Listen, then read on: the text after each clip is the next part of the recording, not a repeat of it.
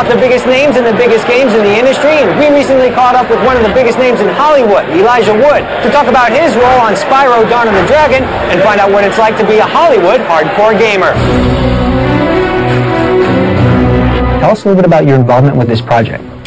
I've been involved for a little while now. This is actually the third game in what has become a trilogy. I was asked to be involved in what was essentially sort of a reimagining of Spyro. It kind of fell into the realm of being a kid's game for a long time, and I think the folks at Vivendi were looking forward to almost re-establishing the character. He's older, he's more mature, he's been through a lot of battles, and he's essentially saved the world twice.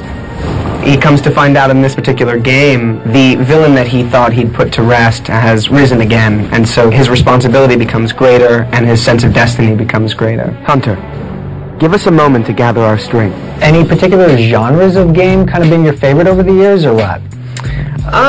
Yeah, I tend to like story-based games that require a sense of investment, something that takes a long time, and I find those experiences to be more rewarding. Which consoles are you playing these days?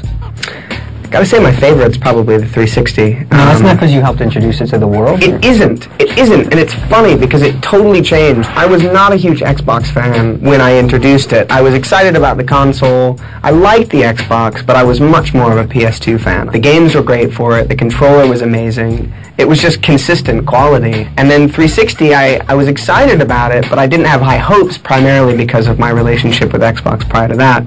But it has become my favorite system. Cool, man. Well, we're looking forward to Spyro and whatever else you might be involved with. We appreciate your time. Thank you. If you'd like to see an extended version of my interview with Elijah, head on over to GameTrailers.com.